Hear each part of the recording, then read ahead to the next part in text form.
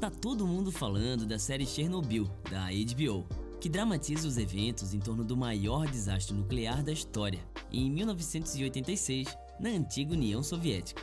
Mas o que muita gente não sabe é que apenas um ano depois, o maior acidente radioativo ocorrido fora de usinas nucleares do mundo aconteceu aqui no Brasil, em Goiânia.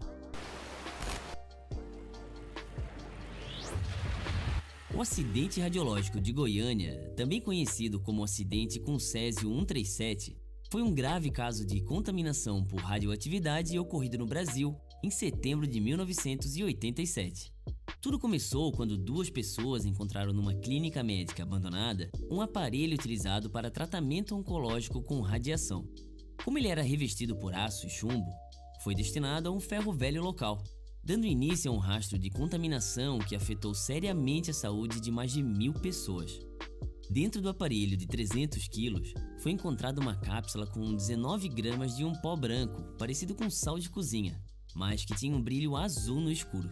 Encantado, o dono do ferro velho levou para casa e mostrou para a esposa, amigos e familiares.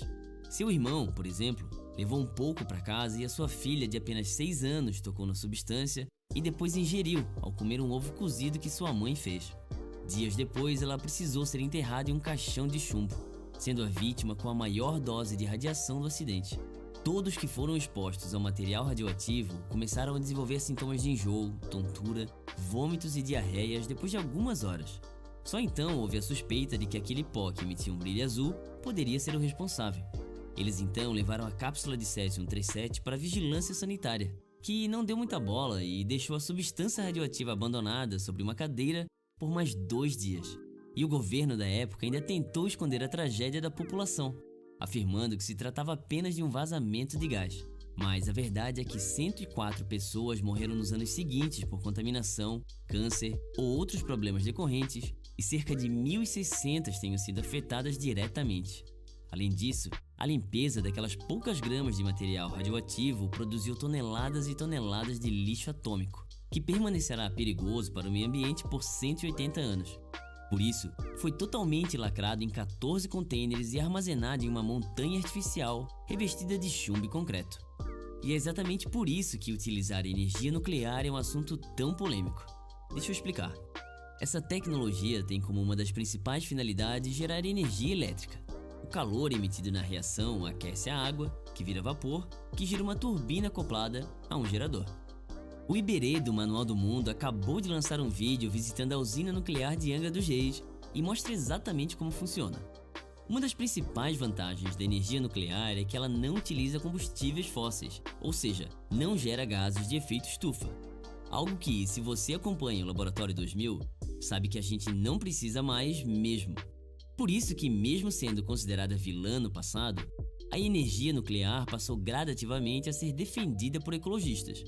Além disso, em comparação com a energia hidrelétrica, a energia nuclear não precisa do alagamento de grandes áreas para a formação dos lagos de reservatórios, evitando assim a perda de áreas de reservas naturais, terras agricultáveis e a remoção de comunidades inteiras dessas áreas alagadas.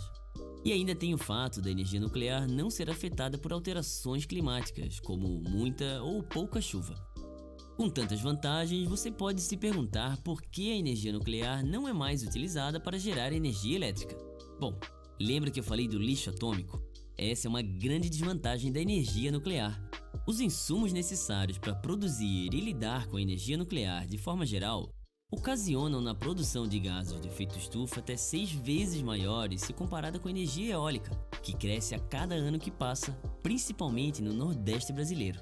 E claro, sempre existe o fantasma da contaminação, como podem afirmar as vítimas do Césio-137. 30 anos se passaram e o tempo não foi um aliado. Além da desvalorização dos imóveis, a população local passa por discriminação devido ao medo que outros têm de serem afetados pela radiação. Aqueles que não morreram ao longo do tempo gastam milhares de reais por mês com medicamentos. Para muitos, isolamento social é a pior herança da tragédia.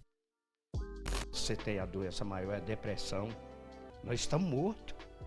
Só falta enterrar.